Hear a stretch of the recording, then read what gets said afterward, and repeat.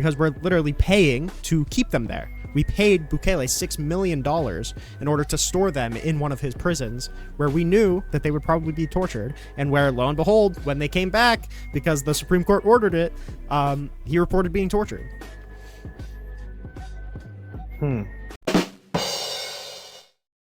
If you want to see more content like this, make sure you subscribe to the YouTube channel and follow me on Instagram and TikTok at Rinyald. And if you disagree with anything in the video, make sure you join the Discord and we can have a chat sometime. Change the debate title. I don't know what topic I'd want to really talk about other than that. It seems like a lot of the Obama stuff is just stupid. It seems like the Epstein stuff is just kind of stupid. I don't know. Like, I prefer talking about actual consequential change, but people, like, that's not what, like, TikTok people are literally just in it for, like, big debate, dunk, onaroos, and dialogue treating. That's, like, all anybody here is in for it for. Charlie, how's it going? Yo, How's it going? what's up, man? I'm just hanging out. Yeah, so I was just listening in, seeing if anybody hopped in, and then nobody did. So I figured let me give it a shot, man. Okay. So, Go ahead. I think that the topic, even though I even suggested for you to change it to possibly bring in the crowd, even though I was trying to be helpful there, I do think it's a bit of a stretch. Can you tell me why he's even not that you think he is evil that you know he's evil? So I think, I mean, you can't truly know somebody's mind, you know? So as far as we can diagnose somebody with being evil or of being evil, I think we can do that pretty well with Donald Trump. I think all of his actions surrounding Epstein, trying to cover up for all of that, demonstrate that relatively well. I think the conditions that we're putting immigrants into, like, demonstrate that pretty well. It seems like we're sending people to a country that has no respect for human rights to house these people, and believe it or not, they got tortured. I think that Donald Trump should have absolutely known about that. I think, like, the lying campaign around 2020 to the American people to try and entrench yourself into power, like the erosion of American democracy, I think you could probably attribute that to trying to evade democracy in order to kind of have, like, this unaccountable power, which I think often lends itself to evilness. There's a lot of stuff. We can hit at anything in particular. Yeah. So, have you ever are you advocating for the fact that some of these migrants are the way that the way they're housed? So specifically, we sent around 200 people to CCOT. Didn't give them due process, and now a number of them are coming back and saying, hey, I was tortured in CCOT, and we should have known that that would have happened because we have multiple years of State Department reports saying that people who are in the El Salvadorian prison system get tortured, and we paid $6 million to send people with no due process to mega prisons in El Salvador, where, like, the wardens are openly bragging about how these people are, like, evil rapists and murderers and they don't deserve rights. I feel like we should have expected that to happen, and the fact that Donald Trump feasibly either knew about these State Department reports or you know, the conditions of prisons in El Salvador, or was so ignorant of the conditions that he was basically just signing a deal with anybody that he possibly could to send these people off. Either way, I think we could probably attribute malice to that. Do you think a majority of the people that were sent there are actual bad people that have really bad crimes under their belt? I think 75% there was no criminal record. I think it was like 23% there was no provable criminal record, and then the remaining, like, 1 to 2%, we found, like, a violent criminal record. So by even the most conservative estimate, we could say that 75% had no criminal record, either here or in El Salvador. So What's the probably source for not. that? Give me 1 second. Because I'll say like this. I think the mega voice will say, well, the left doesn't. In fact, I know it because I hear it every day on either X or on TikTok or YouTube. They say that the left doesn't haven't cared for the prison system of the U.S., the United States citizens, but yet they'll care more about illegal migrants who are either locked up in Florida or I guess sent over there to El Salvador. So they care more about other people's citizens than their own. I think that's ridiculous. The fact that the left doesn't fight for prison reform, I think is ridiculous. I think it's very, very clear that they do. And what about the okay? So what about the same Tom Homan? He was the same leader, ICE leader during Obama's tenure, uh, and the cages, so-called cages of and the images that were all produced back in 2016 Hmm. were created by Obama and built by Obama. I Hmm. mean, they tend to not highlight that or Yeah, even because discuss it. the problem isn't migrant detention. That's not the problem. Like detaining people in cages, while it's not ideal, if we have a giant influx of illegal immigrants, we need to have somewhere to store them. Oftentimes we can't store them in like hotels or whatever. There's going to be pretty bad conditions for illegal immigrants, but that's just kind of a fact of life. The difference between what Obama is doing and what Trump is doing is that Obama was keeping them, even if I grant that he was keeping them in cages, Donald Trump is paying $6 million to Bukele to house them in a torture prison. That's like apples and oranges. Okay, well, why is he housing them there rather than just deporting them? Well, he's deporting them to El Salvador in order to store them in CCOT.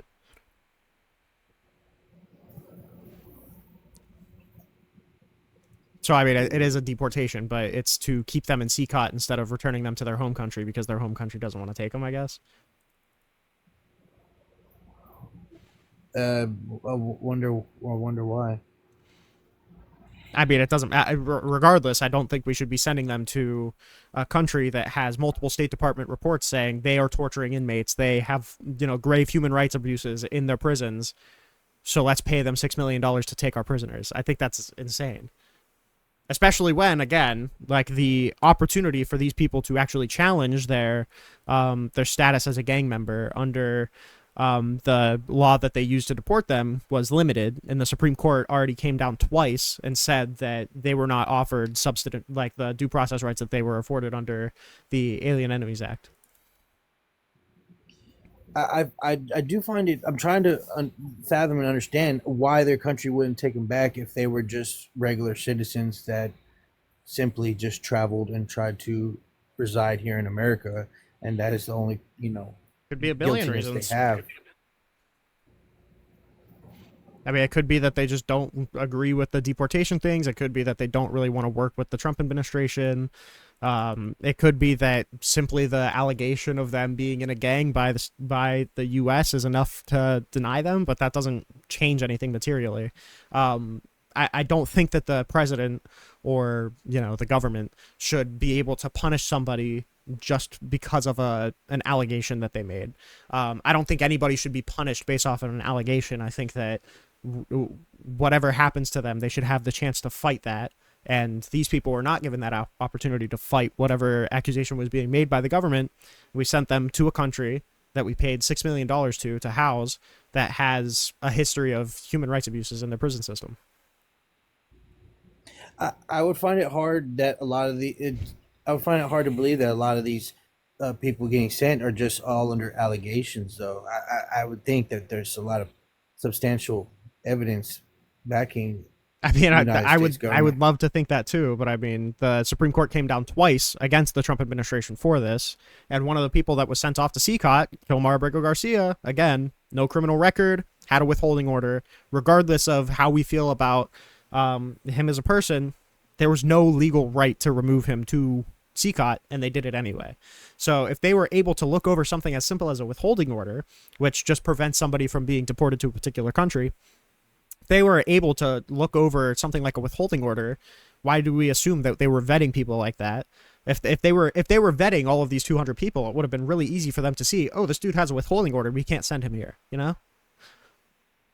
Well, hasn't there been some stuff stated, and even police actually on video of Abrego transporting some people or He was something never along that lines? And he was never convicted of anything. That's the problem. Is that in order to get so he had a withholding order, which is basically an order that's given to him by a judge saying, okay, you face prosecution if you're returned to this country, so we can't deport you back to that country because it's something akin to like refugee status.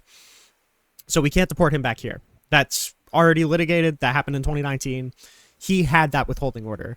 The way that you would challenge that withholding order is either appealing to a judge saying, hey, the conditions in this country aren't the same, so we should be able to remove him. Or I think it can get removed if he's like a threat to national security or if he has like criminal history or something like that, something like what you're pointing out.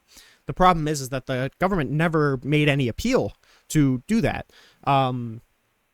They never brought that information in front of any judge until they already deported him, and they never made a case to a judge as to why they should be able to deport them there. They just did it anyway and acknowledged in court like 2 days later that it was illegal, but we can't really do anything about it now because he's gone. That kind of behavior is, I'd say, evil. Like, just like blatantly ignoring the law, giving this person no due process, and sending him off to a country where he's going to be tortured and where he had credible fear, as proven by an immigration judge, of retaliation. I think is literally just damning a person without the adequate right to challenge that process. would they have been returned to their original country if the country didn't disagree to their return?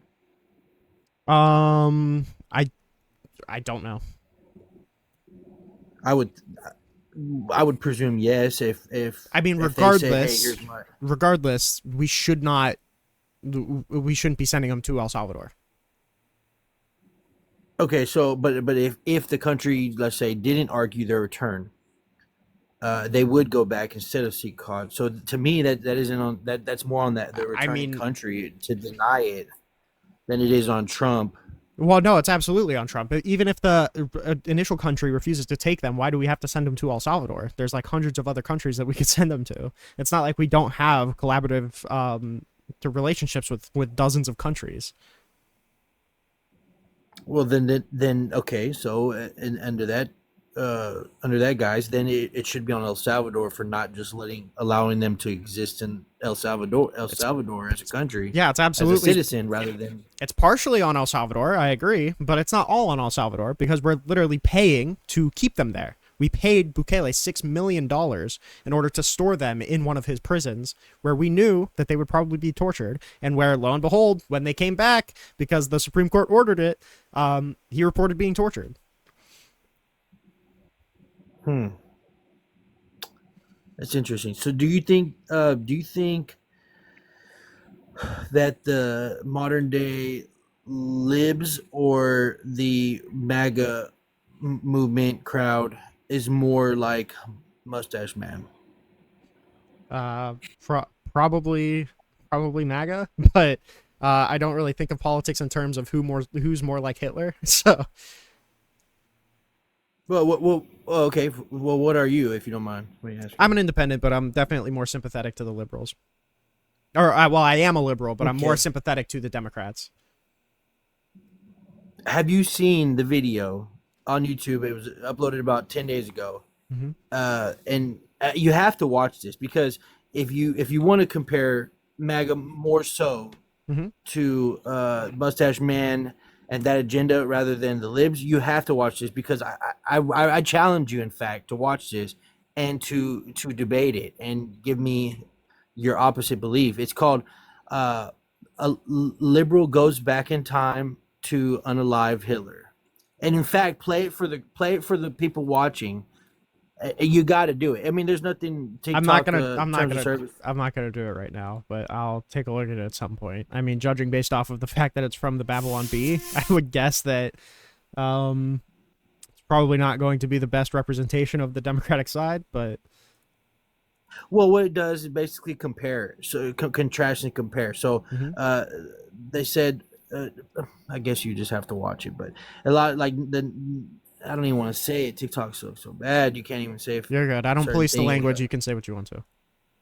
So number one, they said, well, she went back in time and she pointed a flare gun at him, Hmm. and he's like, wait, is that a flare gun? And she's like, yeah, well, my party doesn't. We want to fight the Second Amendment, and then Mustache Man says, me too, me too, and then he said, well, we can run this country the way we want. Well, if we get rid of a few voices, and he said, I agree. And then he explained how National Socialist is basically what the Yahtzee means, and so So that's kind of similar to liberal movement. the problem is that you're comparing one side to Hitler, but you're not actually comparing the other side. Like if I was to ask you, okay, well, who's the more nationalist party? You would say, oh, well, probably the Republicans right now. They're probably, more valuing the American identity, trying to, preserve American culture. Like that's a MAGA talking point. So they're probably more nationalists. I mean, Donald Trump literally came out and said, I am a nationalist. So Well, that goes on the MAGA side. The MAGA side attempted and in failed to argument, overturn the country in order to, install Donald Trump as president, like the beer hall push. That probably leans a little more towards the Republicans. Only one side is trying to, remove government bureaucracy and centralize a bunch of power into one person in order to kind of rule with the strength of that whole branch. That's kind of a little closer to authoritarianism. You can look at I mean, only one party is talking about removing news accreditation, removing accreditation from certain news or agencies that don't agree with them, like silencing certain voices.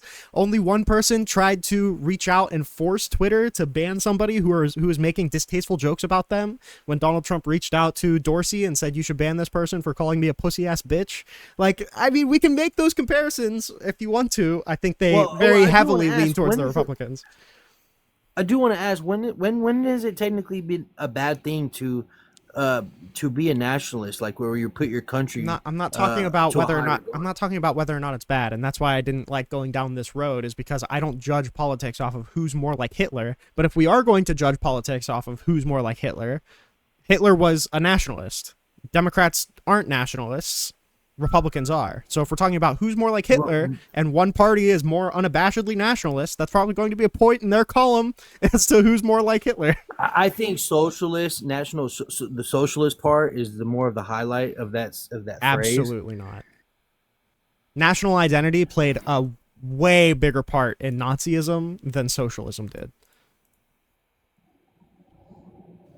Okay, and then as far as the news, was that because of misinformation or lies, or was it because they didn't agree with him? It's posturing towards lying, but I mean, if they were truly lying about him, he would be able to sue and win any case of defamation. All of them, as he has though. No, he hasn't. No, he hasn't. He hasn't won a single defamation case against a mainstream media source. He just settled out of court. He got money. Yeah, that's called settling. That's not winning a case. That's Well, not. why would That's they not. settle if Probably because a news agency doesn't want to go through a legal battle with the president of the United States. I think they paid because it was lies, and in fact, I've seen something else that said about like 90% sentiment has been bad about him ever since he's existed in the political sphere. So yeah, but I mean that like makes sense. He's a bad president. I would expect a Democrat publication to cover a candidate poorly if he's a bad president. That would make sense to me. Realistically, I would say 10% of his coverage being good may even be a little too heavy. Well, if he walked on water, the mainstream media would say because he was afraid of swimming. Yeah, well, I mean, realistically, whenever you deport somebody illegally and then refuse to bring them back, or whenever you like stumble into a trade deal because you put like or threatened a 400% tariff on one of our allies, then like if you only look at the positives of a particular thing that Donald Trump does, it's gonna look like all he does is positives. But the problem is that MAGA like to point to any facet of a Trump policy that will have a potential positive income or positive outcome and ignore the mountain of negative outcomes. That's kind of the whole point. I don't know. It's just I don't know though. I don't know of any country on this globe that you won't get deported from. I don't have a problem with Donald Trump deporting people. Okay, so besides mass amnesty, which I think that's a big one from a lot of the left. Hmm. What would your take on be the next best thing besides what he's doing? I wouldn't necessarily be against mass amnesty, but mass amnesty wouldn't mean no deportations. I don't think anybody supports amnesty, giving amnesty to criminals, or giving or like people with violent criminal records, or giving amnesty to people who have only been here for like 5 minutes. I don't like mass amnesty and deportations aren't necessarily in conjunction with you or opposed to each other necessarily. Um, I haven't done a whole ton of reading on it. I would probably favor a mass amnesty program, assuming that you've been here for a certain period of time, because, it's going to be economically beneficial. And I believe in immigration. I think it's good. These kind of, the main problem that I have with, though, is not just a simple ideological difference between me and Donald Trump. It's a legal difference. Donald Trump doesn't have the legal authority to do a lot of the immigration stuff that he's doing, and right now, he can just kind of do it anyway because either the courts are too cucked out to actually call him on it, or because no one's challenged it, or because they did He's had a challenge lot of it, challenges though. or because he did get challenged on it and they ruled against him and he just did it anyway. There's a lot of cases where Donald Trump gets called out by the judiciary and then he just does it anyway. You can look at the Garcia case. I mean, that was an illegal deportation and they just did it anyway. You can look at Well, I think what the case where it was called JGG, where they ruled that people who are deported under the Alien Enemies Act have due process rights. And then as soon as it got kicked down because the venue was wrong, they tried to deport him. You have a sensor buzzer that keeps going off. Oh my god. Okay, I'll try and figure it out. As soon as the Supreme Court kicked it back down because there was a venue problem, they tried to kick them. They tried to deport them again and argued that a day is reasonable notice of deportation. It's just like all of this is entirely bad faith, and you just have to. All I'm simply asking, which I don't think this should be a huge bar, and this is why whenever people ask, well, why do you support Kamala Harris? It's pretty unsatisfying. Literally, all I want is just someone who's going to respect the law, who's going to respect the country, and who's going to respect our institutions. That's all I want. Donald Trump does none of those things. in fact, I think you see happening is a lot of fighting on the district level, including the judges, and then when it actually gets kicked up to the higher courts, being the Supreme, being the highest of the land, Mm-hmm. it ends up going through. So I don't believe that it's just getting cucked or just not contested. It's making its way up to the highest law of Well, the oh, I land. mean, for And example, there's a refusal to touch on. I don't know if there's actually been any lawsuit litigating this, but the fact that the only reason why Donald Trump has the authority to shut down the border is because he declared it a state of national emergency. Um, and that's it. He declared a state of national emergency, saying that there was an invasion going on because of border crossings, and he shut the border down using that emergency power. And that's clearly a bullshit invocation. But the courts are slow. I think, have they been opened back up or they're still shut down? I think there may be a TRO on a certain part of it, but I'm not certain. Do you think Trump is against immigration? Um, I can't tell. He flip flops so much. I can't tell what his actual desires are. I mean, at the beginning, I would have said yes. It's clear that Donald Trump only wants immigrants that fall in line. That's super clear too, because of uh, the visa or the green card revocations that we saw during the first part of his term. Um, we've seen a lot of attacks on legal immigrants. So I would say probably anti-immigration generally, but at the same time, he for some reason wants a carve out for certain farmers because of the economic benefit that a lot of people claim isn't there, but for some reason he still made that carve out anyway.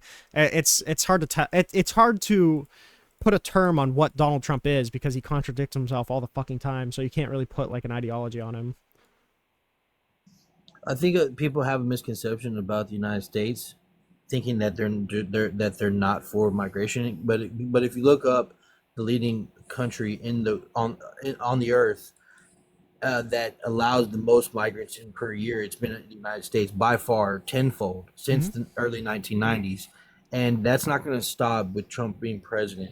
And so for every few people that get deported, there's 10, 20, 30 people that are standing in front of the U.S. embassy waving the U.S. flag, enjoying and celebrating their assimilation into this country. And I Yeah, think that sure. uh, that's the goal. That was the goal, and it is fair. And I've seen some beautiful videos of citizen migrants who are getting accepted, Hmm. even as of recently as this week, and crying with their family and celebrating and rejoicing to the goal that they reached. And I find that trumps trumps no pun intended more than anybody else. Um, I would probably agree if Donald Trump didn't want to crack down on legal immigration too. But I mean, like him trying to suspend asylum is it like asylum is a legal process by which you gain legal status. You could come into the country legally and claim asylum legally, and if your asylum claim is heard in the immigration courts and upheld, you are legally an immigrant. You're a legal immigrant. Um, but Donald Trump is trying to limit the amount of people that seek asylum. That initial shutting the border down was shutting down asylum seekers.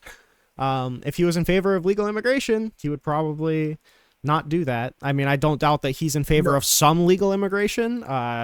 But appointments of people like Stephen Miller, who are often referred to as white nationalists, people who say that the real issue isn't illegal immigration, it's immigration. If you're appointing people like that to be a senior advisor to the president, you're probably anti-immigration.